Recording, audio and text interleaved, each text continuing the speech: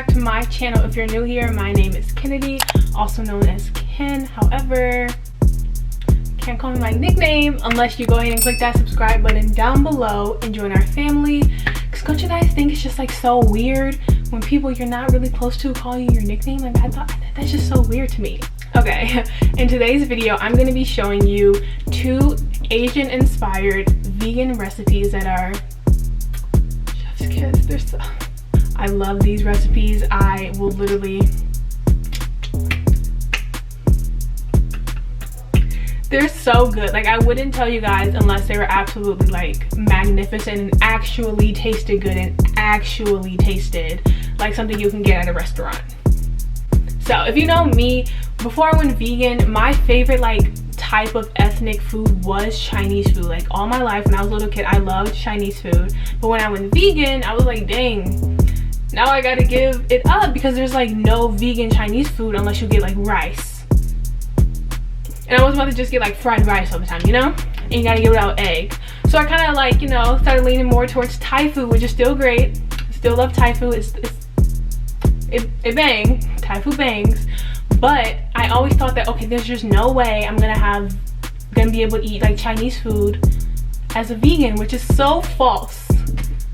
Because they have vegan recipes that you can make like Chinese food inspired stuff out of literally chickpeas and literally cauliflower, which is what I'm going to be showing you guys today. If you like Asian inspired meals like myself, go ahead and give this a like and keep watching, because I'm going to be showing you guys how I make 1 General Tso chickpeas. I know, crazy, right? And then 2 sticky sesame cauliflower.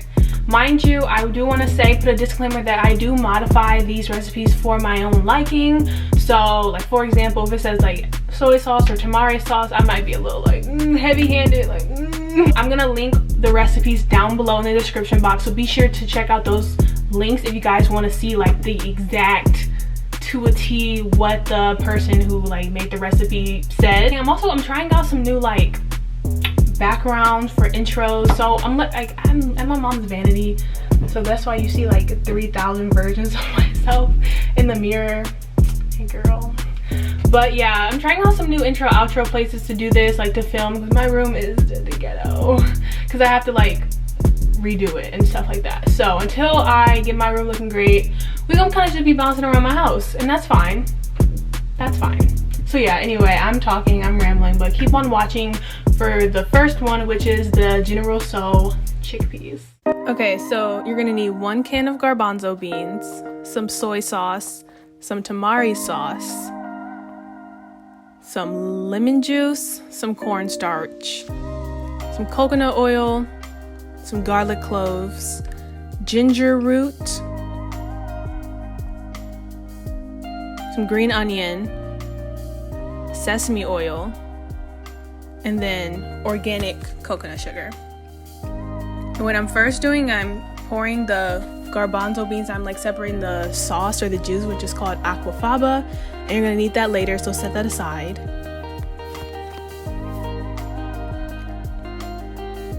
And then you're gonna take 2 tablespoons of tamari sauce, 2 tablespoons of lemon juice, and a tablespoon of cornstarch, and that's going to be like the marinade for your chickpeas.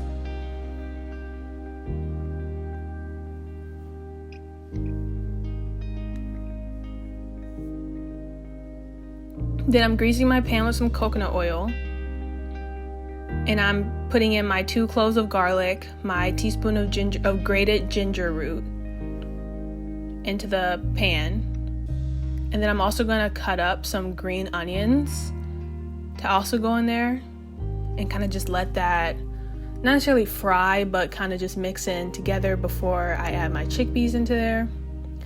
And I promise you, this starts smelling so good once you like actually start stirring it around. It's the ginger, like it really smells so good. And then you add the chickpeas, and then you also like stir that around with the ginger and the garlic and the green onion.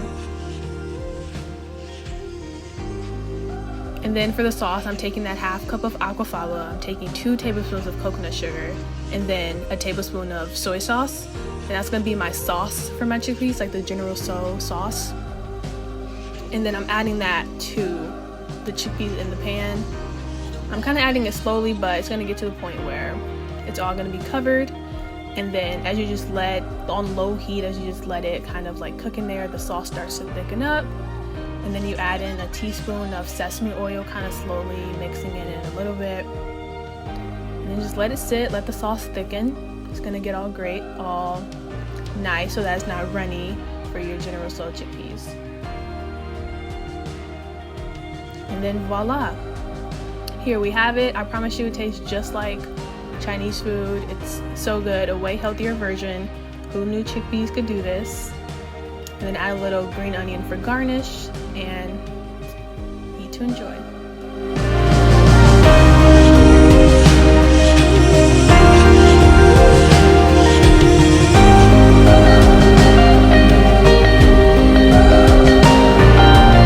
Okay, I hope you guys liked that recipe. Now moving on to the sticky sesame cauliflower.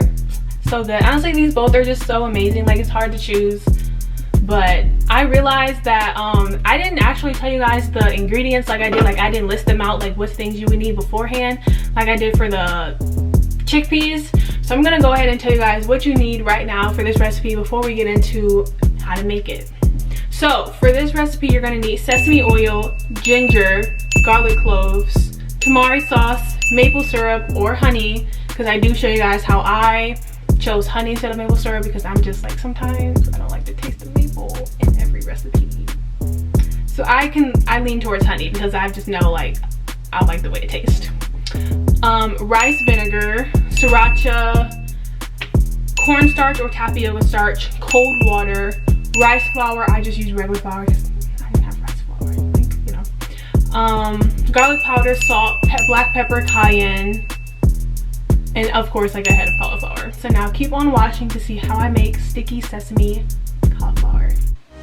Okay, let's get into this sticky sesame cauliflower. So I'm first preheating the oven to 425, and then I'm turning on the eye to like a medium to low temperature.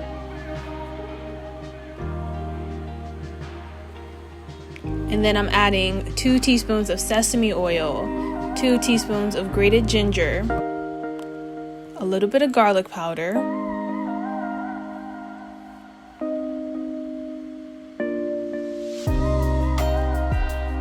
and then I'm mixing that around. It kind of looks gross right now, but I promise it doesn't taste gross. And then I'm also adding some green onions in there and mixing that around. And then a 1/4 cup of tamari sauce, 1.5 tablespoons of rice vinegar. And then the recipe calls for a 1/3 cup of maple syrup, but I chose honey because I don't always like the taste of maple in every recipe, so I just knew that honey was like a safer option for me. And then let that bubble a little bit, but don't let it burn. Please God, don't let it burn. And when it starts to bubble, you're gonna pour in this mixture of like 2 teaspoons of cornstarch and a 1/4 cup of cold water, and that's gonna start to thicken the sauce up.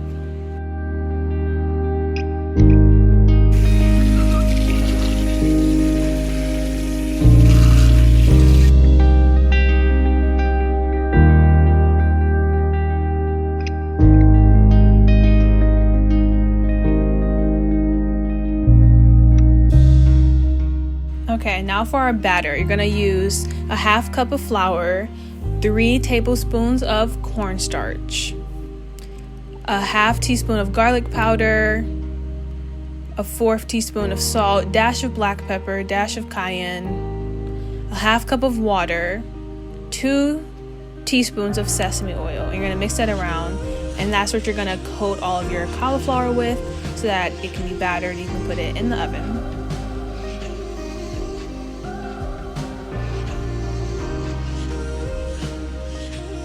And I also added mine kind of little by little. I didn't want to just put all the cauliflower in it because I wanted to make sure that every piece was covered and got enough batter on it.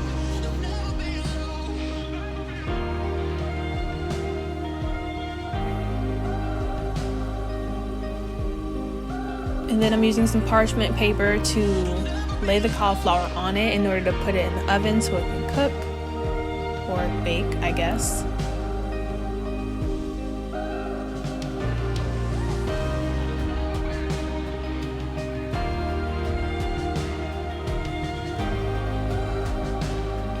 And then I put it in the oven for 30 minutes, but I also took it out halfway to flip.